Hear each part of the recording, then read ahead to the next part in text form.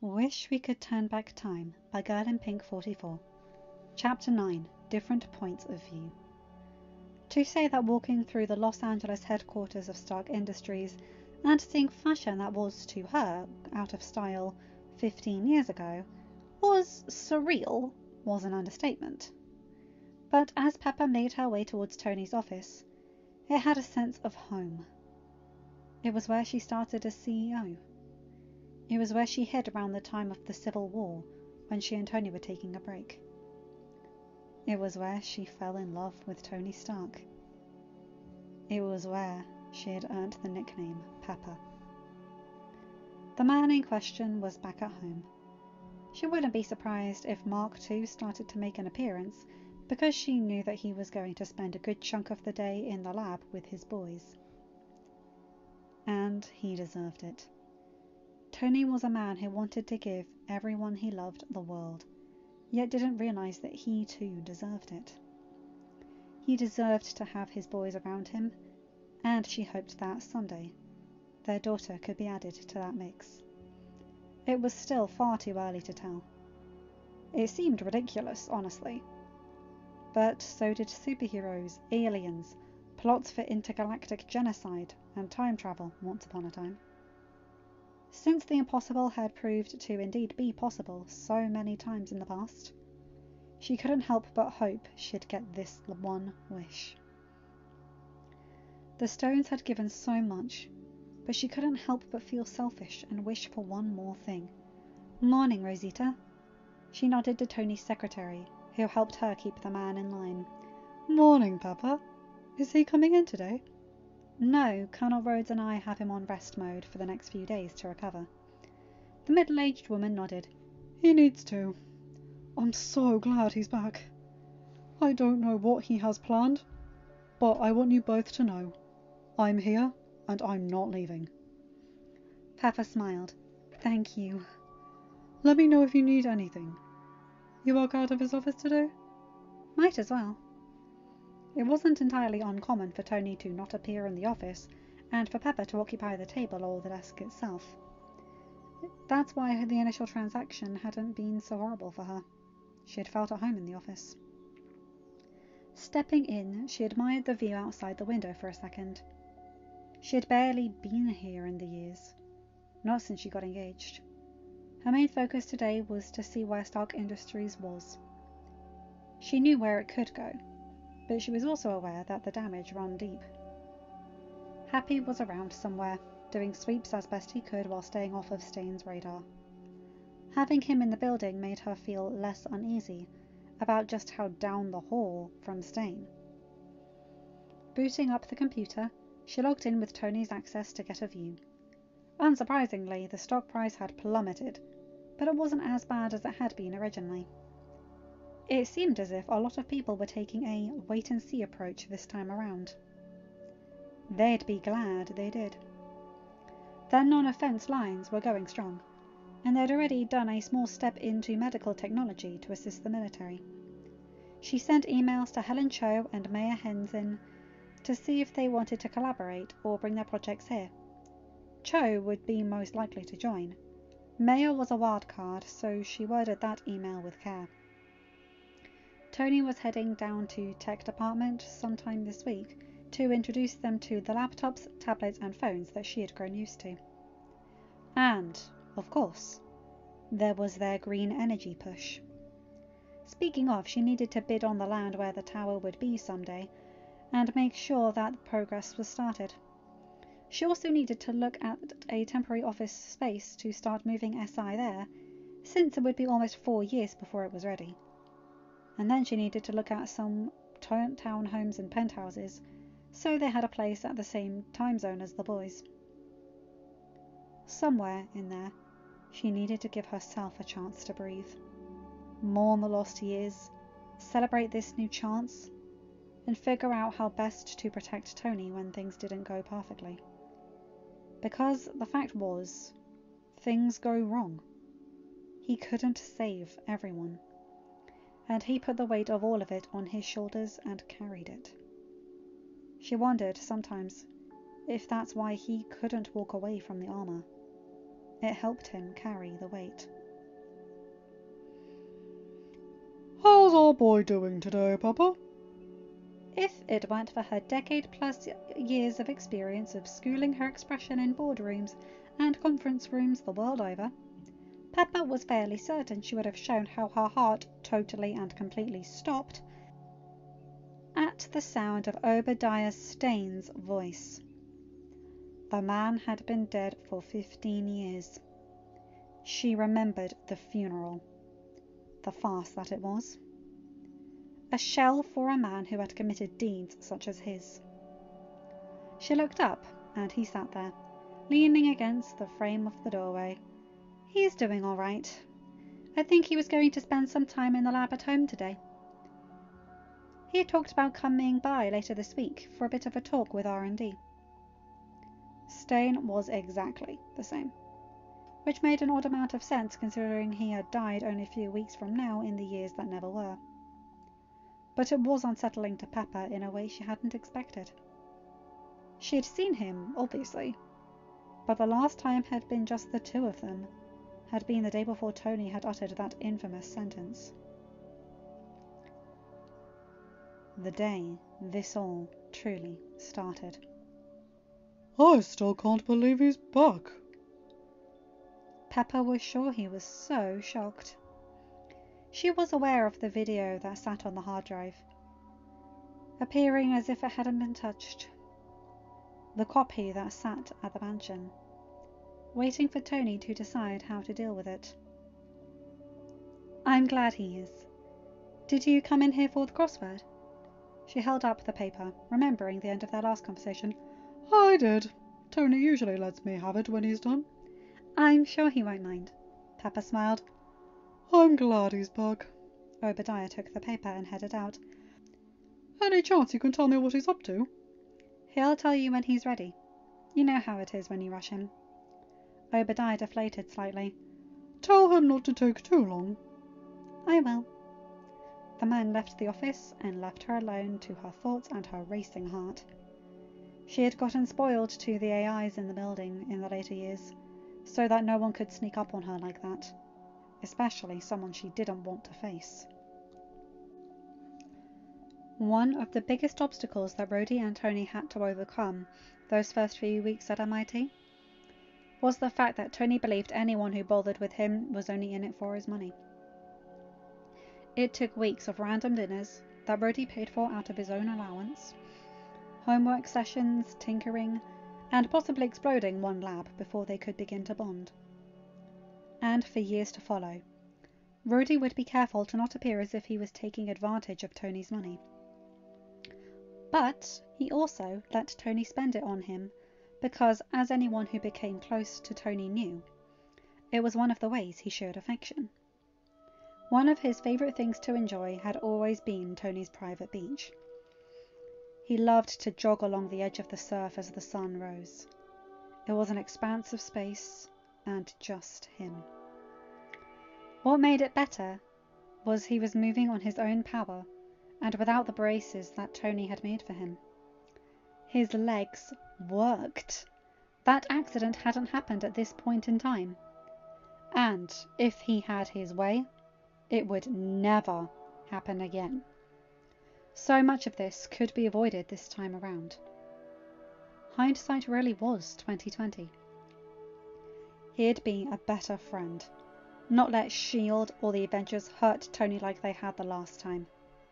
Last time, he'd been so hurt at how Tony seemed to shut him out in a sense.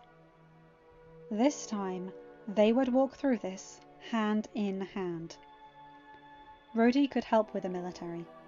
One of his biggest concerns was making sure that Justin Hammer didn't get the foothold he did. Honestly, there were plenty of weapons manufacturers. Sure, Tony had been the best and no one came especially close, but with his stuff off the market, the others made advancements and quickly. And Justin Hammer proved that he'd do whatever it took to appear to be the best. And incompetent was too kind of a word for him. If Rhodey could help solve the Justin Hammer problem before it blew up the way it did, it would help keep people's trust in Tony. between that incident and the leaked footage of that disastrous birthday party, he'd taken a hit that day that he didn't need again. Getting assigned to help protect Tony during this initial transition was something he wished he'd thought of to fight for the last time around. Perhaps things would have gone differently. That final fight against Stain would have taken less of a toll. There was AIM and Killian to worry about. That was down the road. Ross was a more immediate threat. Perhaps he could offer to lend a hand in the Hulk and Abomination investigation when it happened, and to see if he could point out some things that would make Ross look rather unfavourable. Pepper and Happy had Stark Industries. And like Happy said earlier, it was his job to have Iron Man's back. He had his family. He had his legs. And nothing would stop him from making sure that his brother in all but blood had the happy ending he deserved. The rain started to fall, and Rhodey quickly turned around and headed back for the mansion. Being little was weird.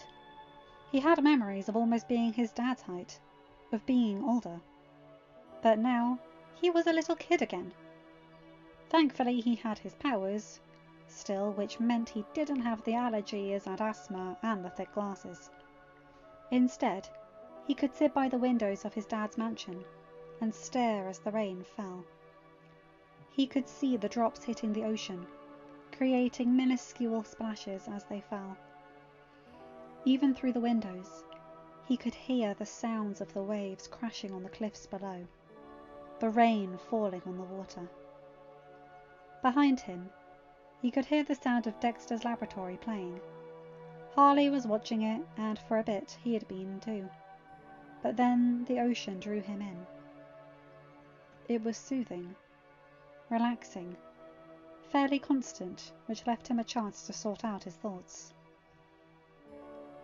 He'd died. He'd died on an alien planet. Every cell had fallen apart, and it had been agony. He'd left Dad alone. And then he'd woken up, like he'd been napping, and his dramatic death scene was a nightmare. But it wasn't. The real nightmare was that 5 years had passed, and the battle that followed. The real nightmare was the sound of the man he'd seen as a father's heart stop. Which led to another waking up experience.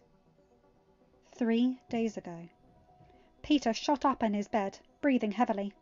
Looking around, he found himself in his bedroom, in the apartment at Queen's. But things were off. The layout was different. There were toys on the floor, and it felt less lived in than he was used to. Were those his sheets with the planets on them? He'd gotten rid of those when they came out with Iron Man ones, that he thankfully replaced before Mr. Stark ever found out they existed, and so far May had kept quiet on that. But, moral of the story, he hadn't had these sheets in a decade. He also felt miserable. Sicker than he had felt since the spider bite. Everything ached and he curled up in those sheets with a whimper. But the whimper sounded off, higher than it should have been. The door to his room opened suddenly, and he felt himself scooped up and suddenly surrounded by a familiar perfume. Peter! May! I don't know what's going on. I don't feel so good. He snuggled in closer. He felt a cool hand on his forehead. You've got a fever going. Do we need to call the pediatrician? A male voice came from the hallway. Ben? Not feeling so hot, sport? Ben! He turned to May, who had tears in her eyes. Not caring how he felt, he scrambled out of her arms, almost fell off the bed, and took off for Ben, flinging himself at his uncle, who caught him and picked him up. Peter nestled in, and felt his heart beat as he leaned against his chest. It was beating. Ben was alive. He clung to his uncle, noticing that his vision wasn't quite right. His hearing wasn't there, and he wasn't sticky. But he didn't care at the moment. His uncle was there. Shh, Sport. It's okay. He felt himself lowering as Ben sat him down on the bed next to May. May? I don't understand. Peter didn't want to wake up from this dream. Ben even smelled right. The body wash he had been using filled Peter's dulled senses. It's 2008, Peter. He looked at her, squinting until she grabbed his glasses. It felt weird, wearing them after not having them for 2 years. It can't be. But he knew, deep down, it was. His voice was too high. He was too small. His powers were gone. And Ben was here. He felt a hand on his back, rubbing soothing circles. I'm still processing it too, baby. There were a lot of thoughts running in his head, and he wasn't sure what to do with them all, which had made the rain and the ocean soothing. He didn't have to think about them, so he could try to sort through some of the stuff. What's going on, Rue? A familiar heartbeat and a familiar smell settled next to him, before scooping him up and placing him onto their lap. He looked away from the ocean to his dad. He'd finally done what he wanted to do for weeks, and called Mr. Stark Dad, and he didn't want to go back. He snuggled into his father's chest, mindful of the arc reactor. Just thinking. Haven't really stopped since the bus to MoMA. A lot has happened. They sat in silence for a bit, both lost in their worlds. You know, Pete, it's interesting. What? Talking to you, like this. Up here, he tapped Peter's head, is a brain that is much older than the exterior suggests. You're a kid, but also a teenager. Biologically and physiologically, a lot is going on. Peter nodded. It's weird. But you're here. I am. You're stuck with me. Peter sighed. What's wrong, Bambino? I can't help you like the others. Like May and Happy and Pepper and Rhodey and Ben. I'm too little. A hand found its way into his curls like it had multiple times since they'd been reunited. Peter loved the feeling. He'd always liked his hair being played with. You're helping plenty. You and your brother. Old age has made you sappy, mechanic. Hush, Keena, now come over and join in the hug. Peter smiled as Harley came over and the three of them formed a group hug. Hey, Dad? Yeah? I had an idea. He looked up at his dad. So, I know you said no Spider-Man until I'm older. Not negotiable. Peter nodded. I know, but we could work on the webbing. Remember how we talked about making a version to use for wound triage in the field? You want to work on that? It would give us an excuse to have a lab day, like we used to. Plus, I've never really gotten to hang out in the lab with Harley. He's right. You kept us to yourself. About time we met. The world had to end and we had to all go through a quantum leap for it to happen.